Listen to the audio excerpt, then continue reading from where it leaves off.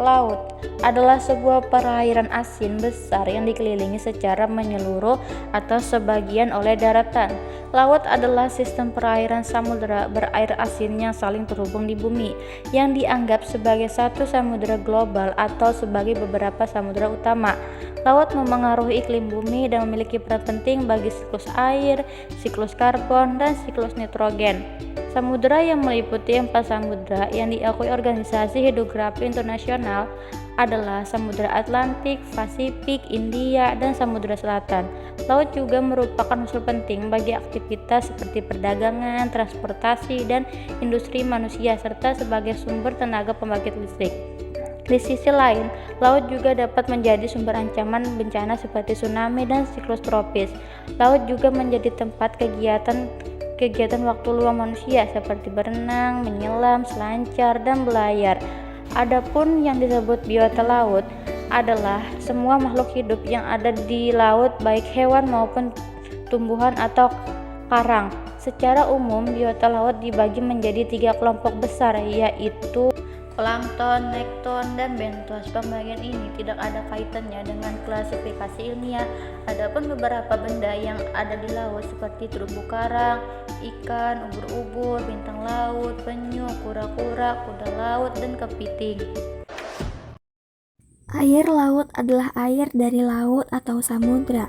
Air laut memiliki kadar garam rata-rata 3,5%. Artinya, dalam 1 liter air laut terdapat 35 gram garam. Walaupun kebanyakan air laut di dunia memiliki kadar garam sekitar 3,5%, air laut juga berbeda-beda kandungan garamnya. Air laut memiliki kadar garam karena bumi dipenuhi dengan garam mineral yang terdapat di dalam batu-batuan dan tanah. Tahukah kalian bagaimana proses air laut menjadi asin? Awal mulanya adalah gara-gara hujan.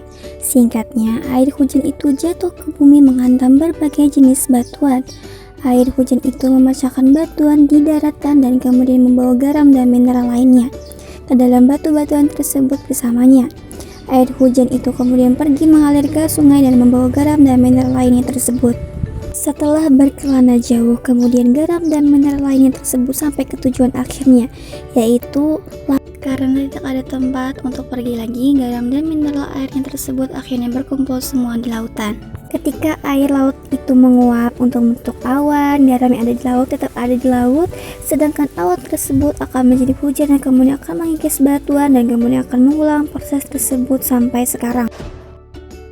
Tahukah kalian apa saja yang menjadi faktor terjadinya tsunami? Terdapat beberapa faktor yang menjadi penyebab tsunami, di antaranya gempa bumi bawah laut, letusan gunung berapi, longsor bawah laut, dan hantaman meteor. Di sini kami akan menjelaskan faktor tsunami yang disebabkan oleh gempa bumi bawah laut dan longsor bawah laut. Faktor yang pertama, gempa bumi di bawah laut. Hampir 90% peristiwa tsunami di dunia disebabkan oleh gempa bumi yang terjadi di bawah laut. Gempa bumi yang terjadi di bawah laut akan menimbulkan banyak getaran yang akan mendorong timbulnya gelombang tsunami. Gempa bumi yang terjadi di bawah laut ini adalah jenis gempa tektonik yang timbul akibat adanya pertemuan atau tubrukan dari lempeng tektonik. Namun, perlu kamu ketahui bahwa tidak semua gempa bumi bawah laut akan menimbulkan tsunami. Faktor yang kedua, longsor bawah laut. Tahukah kamu bahwa di dasar laut terdapat struktur yang mirip dengan daratan seperti bukit, lembah, dan cekungan yang bisa longsor sewaktu-waktu? Tsunami yang disebabkan oleh longsor di bawah laut dinamakan tsunami submarine landslide. Longsor bawah laut ini biasanya disebabkan oleh gempa bumi tektonik atau letusan gunung bawah laut. Getaran kuat yang ditimbulkan oleh longsor kemudian bisa menyebabkan terjadinya tsunami. Selain itu, tabrakan lempeng di bawah laut ini juga bisa menyebabkan terjadinya longsor.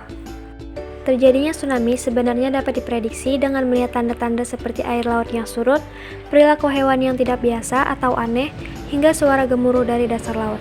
Jika tanda-tanda ini muncul, maka kamu harus waspada dan segera mengambil tindakan yang tepat. Teman-teman, tahukah kalian sampah plastik di lautan Indonesia semakin memprihatinkan? Para ilmuwan memprediksi pada 2050 sampah di lautan lebih banyak daripada jumlah ikan, dan hal tersebut sungguh mengkhawatirkan. Plastik ini tentu menjadi musuh besar satwa laut. Seperti yang ditulis oleh peneliti, ada sekitar 700 spesies laut yang berbeda terancam oleh plastik.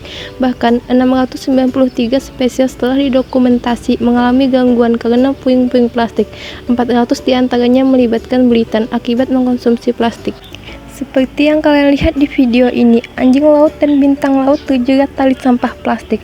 Sampah plastik yang tertelan satwa itu dapat menghambat pencernaan satwa tersebut. Maka dari itu, pada kesempatan ini saya mengajak teman-teman untuk bergotong royong membersihkan sampah di pantai dekat lingkungan kita. Mari bersama-sama menyelamatkan pantai dari sampah plastik.